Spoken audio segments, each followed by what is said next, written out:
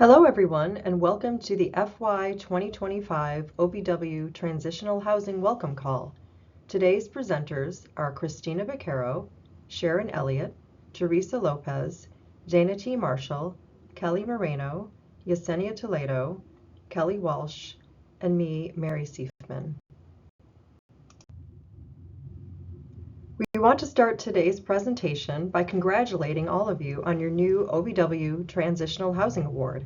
We welcome both continuation and new grantees to this award program, and we look forward to working with you over the next 3 years as you implement your new Transitional Housing Funded project. Let's meet the OVW Transitional Housing Unit. I'm Mary Seifman, the Associate Director. Yesenia Toledo is our Management and Program Analyst.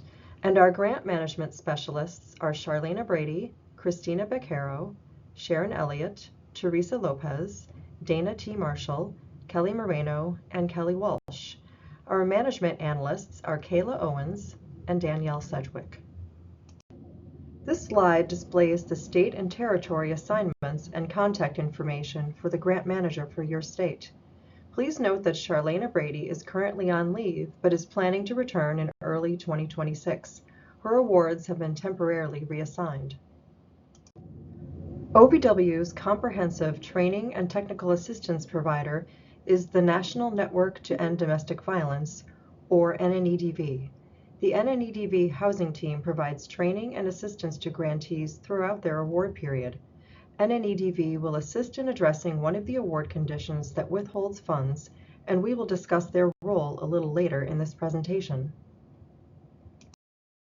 In today's call, we will discuss the following topics: grant award administration, provide a general overview of the Transitional Housing Program, and answer commonly asked questions.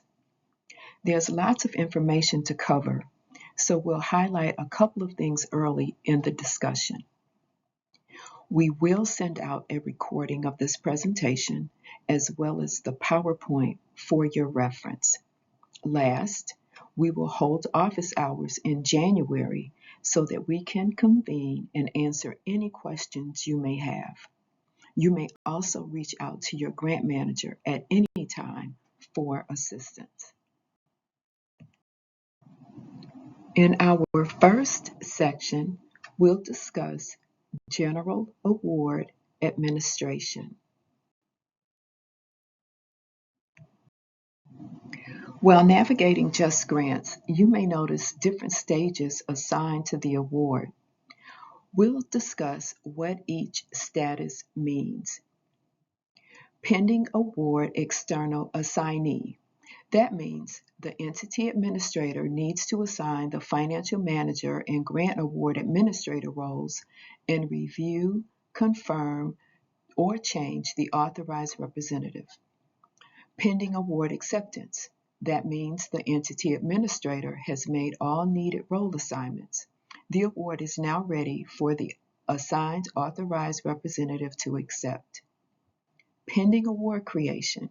That means the authorized representative has accepted the award, and ASAP initiates an account creation where award funds are deposited so the recipient can make payment request. Pending ASAP enrollment. The entity must complete the enrollment process in ASAP. All recipients of DOJ funds must enroll in ASAP. Pending active. That means that all technical aspects have been completed.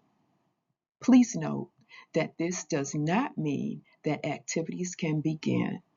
Contact your DOJ grant manager before obligating, expending, or drawing down any funds or starting any activities. If your award has a status other than pending active, that means you have administrative steps to complete before your award can be implemented. Please contact your grant manager as soon as possible to resolve any outstanding items on your award. We will now shift our discussion to address award conditions.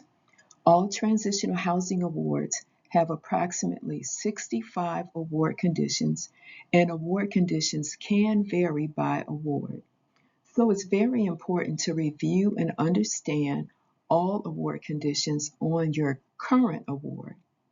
Award conditions are requirements which award recipients must adhere to throughout the life of the federal award. Specifically, for the Transitional Housing Award, there are between 2 and 3 award conditions that withhold funds. This means that until certain activities are completed, all but $10,000 will be withheld, and the $10,000 that is available should be used for travel to OVW sponsored training events. We want to highlight the following. All award conditions must be addressed and the holes removed before the entire amount of the award will be released for drawdown. For example, if the program addresses one of the 2 conditions, the funds will remain withheld until both award conditions are addressed. Hello, my name is Yesenia Toledo, and today I'd like to walk you through some of the withholding award conditions on your current award. These will be related to budget. While there are many award conditions that you must follow, we will be discussing the 3 specific budget withholding conditions in the next few slides. Please make sure that you're reviewing all the award conditions on your current award. The budget-related withholding award conditions are budget clearance, policies and procedures, and multiples awards. Please note that all awards, new and continuation awards, must undergo a final budget clearance and policies and procedures approval before a withholding award condition is released. Those apply to all awards. Please note that multiple awards have a withholding award condition as well, but those are for continuation grantees. And once you are in closeout on your current award, then the new funds for the new award can be released. Only a few awards will be subject to the multiple awards condition. Let's go ahead and dive into the budget clearance process and the associated award condition. Budget clearance. All new and continuation awards are subject to a final budget approval. The following is the award condition language. Please review it here and also in Just Grants under your award conditions. Some key points that I'd like to highlight.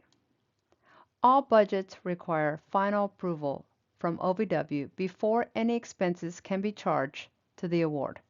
This means that if the organization incurs any expenses without an approved budget, this is done at the organization's risk.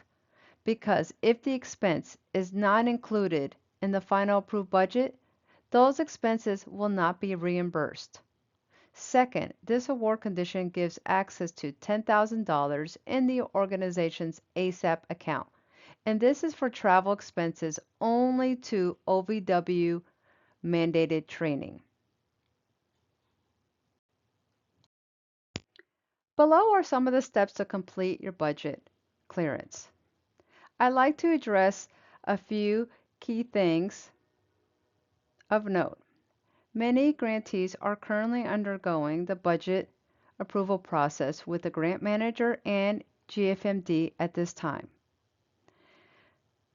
A few tips to make the process go quickly is to ensure that the budget submitted with the application matches the award amount. For instance, if the award was for $500,000, please make sure that your budget also equals $500,000. Also, identify any areas of the budget you'd like to revise and connect with your grant manager to discuss those changes. Third, your grant manager will review your proposed budget and provide you with any recommendations, questions, or edits to you by email. Please respond within 5 business days to prevent delays in the approval of your budget. Last, once your budget has been reviewed by your grant manager, they will send the budget to Grants Financial Management Division, or GFMD for short, for final budget approval. GFMD may have additional questions or areas for revision before the budget can receive final approval. It is important that responses to any GFMD question is provided as soon as possible in order to prevent delays. Once your budget is approved by GFMD, they will notify you. As previously stated, once the budget has been reviewed and approved by both your grant manager and GFMD, you will be notified through email of that approval. A budget clearance grant award modification will also appear in Just Grants and show approved. The GAM can be found in the Grant Award Modification section in the Award and Just Grants. At the end of this process, your grant manager will process an award condition modification. This will remove the budget withholding for this award condition. If you have any questions related to expenses during this process, please contact the grant manager immediately. Remember, any costs incurred before final budget approval has been completed is done at the organization's risk. Only costs that are in the final approved budget can be reimbursed. Please note that while this withholding may be released once you get final budget approval, there are additional award conditions that withhold funds. Those will be further discussed on the next slides. Thank you. Let's move on now to the Policies and Procedures Award Condition and Review Process. All new and continuation awards are subject to the Policies and Procedures Approval process. The award condition language can be found on the slide. To summarize some key points, please note the following. All but $10,000 of the budget will be withheld until the Policies and Procedures Award condition has been addressed. The $10,000 that is made available for a drawdown can only be used for OVW mandated travel and trainings. Before work can begin on the project, the policies and procedures must be approved by OVW. We will discuss the review and approval process in the next few slides. The next couple of slides are for new grantees only. If you are a continuation grantee, we will discuss the process for you shortly.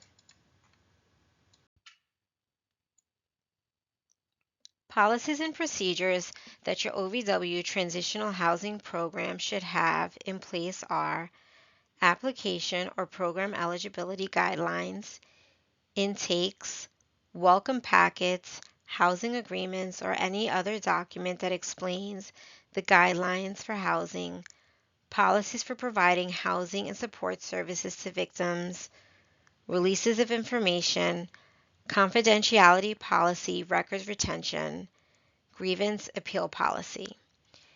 It's important to note here that grantees should not perform work on the award until after the policies and procedures have been approved. Getting started. First, we highly encourage everyone to review the NNNDV Transitional Housing Toolkit, which is linked on the slide. The toolkit contains an editable template that can be used to draft your organization's policies and procedures. Once your organization has drafts ready for review by OVW, please email them directly to your grant manager. The review process will be as follows. Step 1. The Policies and Procedures Certification Guide will be sent out to all new grantees. Grantees are asked to return the document within 5 business days. Step 2. Following the submission of the Policies and Procedures Certification Guide, the GAA should then submit the program's complete packet of policies and procedures as an award deliverable in Just Grants. The package should include the mandatory documents for review: application, appeal, intake, welcome packet, release of information, grievance procedure, confidentiality policy, and document retention. Step 3. Your OVW grant manager will begin the review process once they receive the Policies and Procedures and Procedures Certification Guide. Step 4. Your grant manager will identify any areas for revision that are either out of scope or activities that compromise victim safety. Your grant manager will also complete a Policies and Procedures checklist for review. Please respond as quickly as possible to any questions or comments sent by your OVW grant manager to prevent any delays in the process. And finally, Step 5. Once the review process is complete, your grant manager will process an award condition modification that will remove the hold on the budget. Some important notes for this process are as follows. Your grant manager may determine that additional technical assistance may enhance the policies and procedures. If that is determined, your grant manager will connect you with the appropriate technical assistance specialist at NNNDV. If the policies and procedures change while engaging with the technical assistance provider, the revised policies and procedures should be uploaded to Just Grants. Please note that new grantees should not start providing services until the policies and procedures have received approval from OVW. The next section will discuss the process for reviewing policies and procedures for continuation grantees. Continuation grantees may use previously reviewed and approved policies and procedures. To start the process, you must first fill out the returning continuation grantee policies and procedures form. Once that has been completed, you'll move to Step 2 and upload the form, the previous letter from NNNDV indicating the review was completed, and the previously reviewed policies and procedures as a deliverable in Just Grants. In some circumstances, your grant manager may ask that an additional review may take place when the policies were changed since the last review, or if a significant amount of time has lapsed since the last review. On this slide, you'll see an example of the form that you will receive from your OVW grant manager. At the top of the form, please include award information and the date of the most recent NNNDV review. Next, you'll see the option that best matches the status of the policies and procedures. Select either Option 1, which will indicate that the policies and procedures have not changed in any way since the last review, or Option 2, which will indicate that there has been some change to the policies and procedures since they were last reviewed and approved. If selecting Option 1, please list the titles of the documents in the box listed as Option 1. This is to ensure that OVW reviews and approves the correct documents. If selecting Option 2, please indicate what documents have been revised since they were last reviewed and approved. At the end of the document, we ask that the titles for all unchanged documents are listed to ensure that OVW reviews the correct documents. Just a brief note on fiscal policies. Grantees are responsible for having fiscal policies that follow the DOJ Financial Guide and 2 CFR Part 200.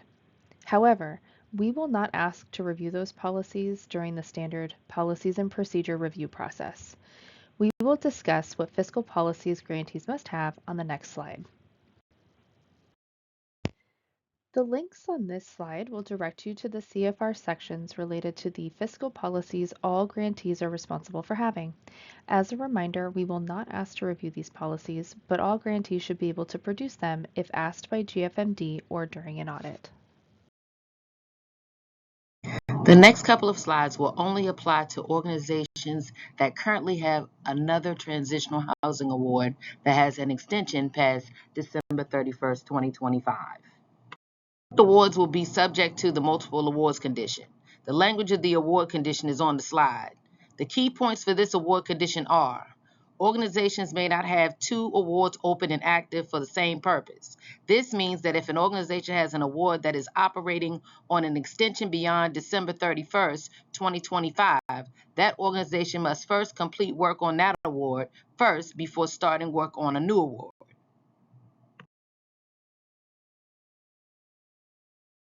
Just a reminder, this award condition will only apply if the organization has a previous OVW award that is currently open and operating under a project period extension beyond December 31st, 2025. Please contact your grant manager for assistance with this award condition, as funds for the new award will be withheld until work under the previous award has been completed. We will now discuss reporting requirements for all grantees. There are two types of required reports for the OVW Transitional Housing Award: quarterly federal financial reporting, otherwise known as an FFR, and performance reporting, sometimes referred to as a PR. First, let's discuss federal financial reporting. These reports are due quarterly. The reporting periods and due dates are as follows. October through December is due January 30th. January through March is due April 30th. April through June is due July 30th, and July through September is due October 30th. Please note that the due dates are on the 30th of each month, not the last day of the month. Important notes are: reports are due for all awards, new and continuation, even if no work was performed during the reporting period. And missing or delinquent reports can impact future funding decisions, so it's incredibly important to submit timely reports. On this slide, we have some helpful resources for you, including links to trainings on how to complete your FFR and the contact information for OVW's Grants Financial Management Division. The Violence Against Women Act of 2000 requires grantees to report on the effectiveness of activities carried out with grant funds.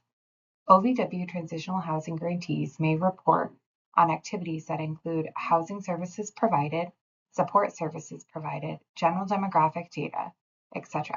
In addition to aggregated totals, grantees are asked to provide narrative responses for some areas of the report. Please note that no identifying information should be shared in any performance report.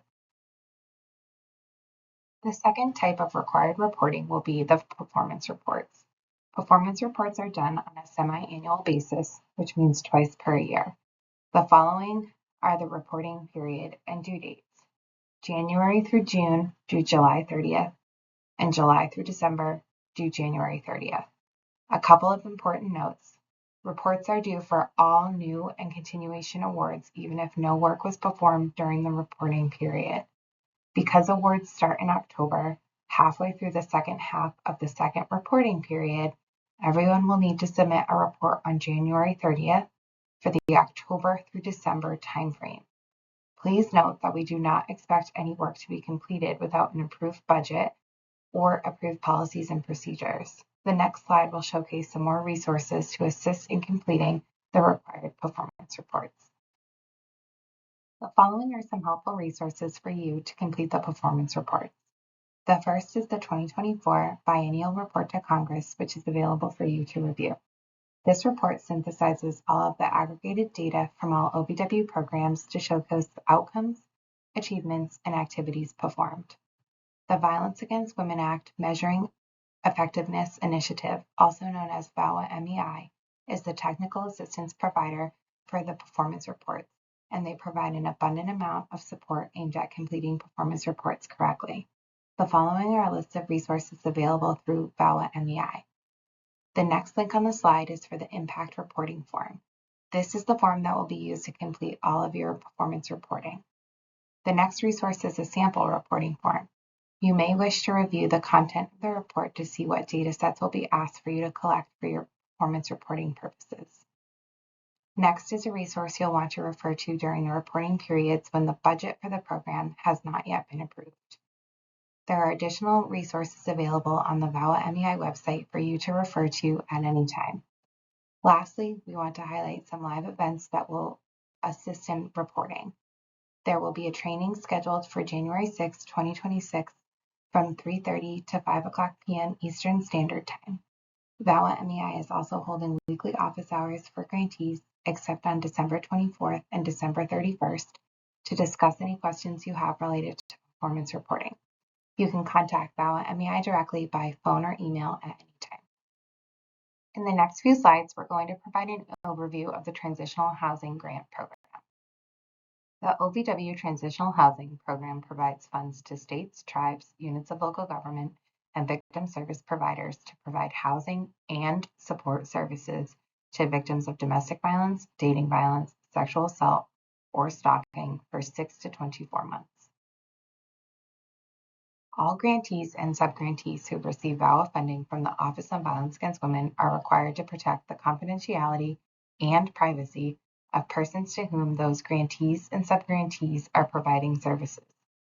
There are 2 award conditions on all awards pertaining to VAWA confidentiality. We will discuss those 2 award conditions on the next slide. The first award condition that defines the VAWA confidentiality requirement is titled Confidentiality and Information Sharing and reads as follows. The recipient agrees to comply with the provisions of 34 U.S.C. 12291b2, non-disclosure of confidential or private information, which includes creating and maintaining documentation of compliance, such as policies and procedures for the release of victim information. The recipient also agrees to comply with the regulations implementing this provision at 28 CFR 90.4b and frequently asked questions on the VAWA confidentiality provision on the OVW website. The recipient also agrees to ensure that all subrecipients, also known as subgrantees at any tier, meet these requirements. The second is titled Activities that Compromise Victim Safety and Recovery or Undermine Offender Accountability, and the relevant confidentiality requirement is as follows.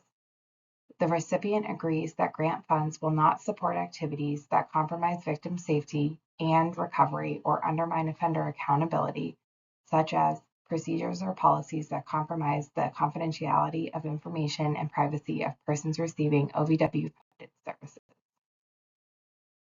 This slide contains a couple of resources that will assist you in creating and/or revising your organization's confidentiality policies, including the CFR provision that discusses confidentiality.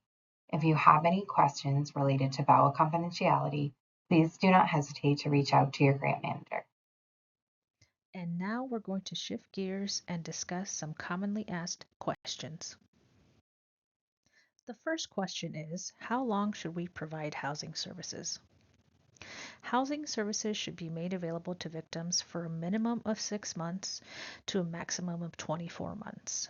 And victims may request an additional 6-month extension if they have made a good faith effort to locate housing, but were unable to within the 24-month period. A total of 30 months of housing would be made available if victims were granted an extension. You can see more information about this in Award Condition 49. Housing assistance should be determined by the victim based on their self-identified goals. Also, OVW does not require that victims reapply or recertify on a monthly, quarterly, or annual basis during the 6 to 24-month period of assistance. The next question is, what are some examples of allowable costs? Some examples are 100% of monthly rent for 24 months, rental deposits, housing application fees, moving costs, utilities, food, and clothing. It is important to note here that any cost charged to the OVW Transitional Housing Award must be included in the final approved budget for your award. Additionally, if you ever have any questions about allowable costs, you can reach out to your grant manager for help. Another question is, can we require a victim to meet with advocates? All OVWTH awards have the following award condition. The recipient agrees that any support services, including but not limited to budgeting, counseling, and substance abuse treatment, available to and or offered to participants of the recipient's program are voluntary. The recipient further agrees that participants will not be required to file criminal and or civil charges. The recipient agrees that refusal to receive such services or file such charges will not be grounds for termination from its program or eviction from housing. Award condition number 53. Support services are also case management, as is any other advocacy service offered by the program. The victim remains eligible for a transitional housing program, even in cases where they are offered but choose not to take part in support services. Advocates can request that a victim briefly check in on a monthly basis to ensure the housing and services are meeting the survivor's needs. This check-in should not be a case management session and should be at a mutually determined time that the victim and the advocate have agreed upon.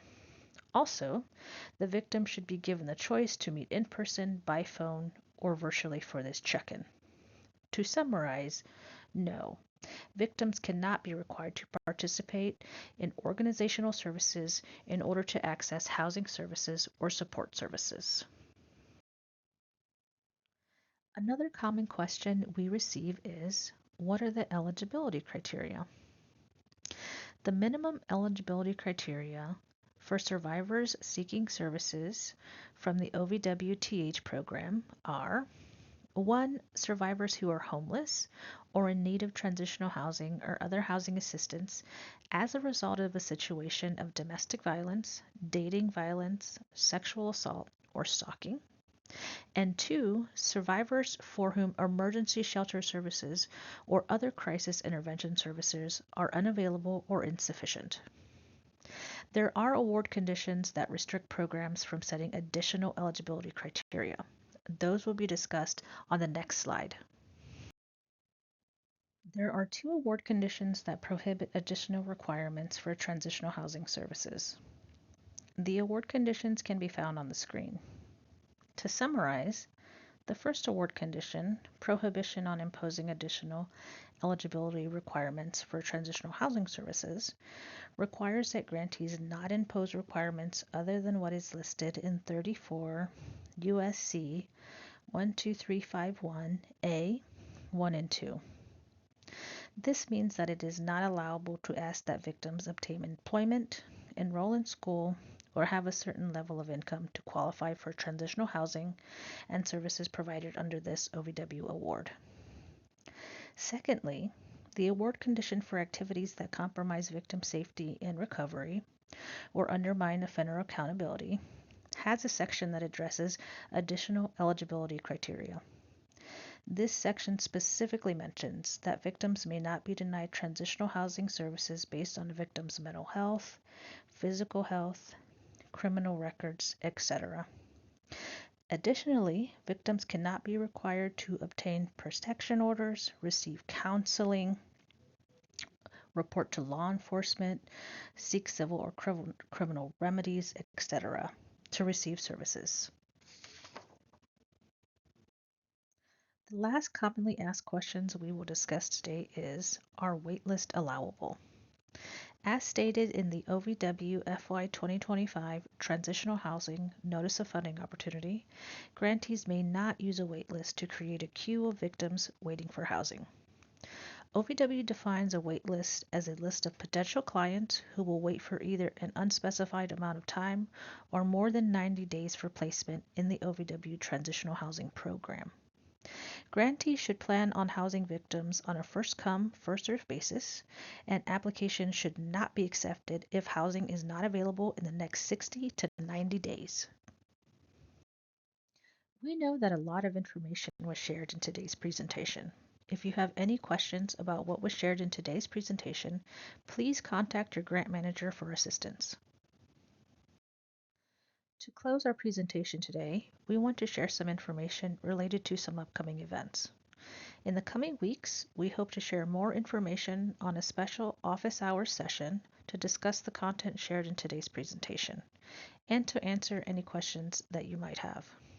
Additionally, we will share details for new grantee orientation and voluntary services training soon. We thank you for taking the time to listen to this welcome and onboarding presentation, and we look forward to working with you on your OVW TH award.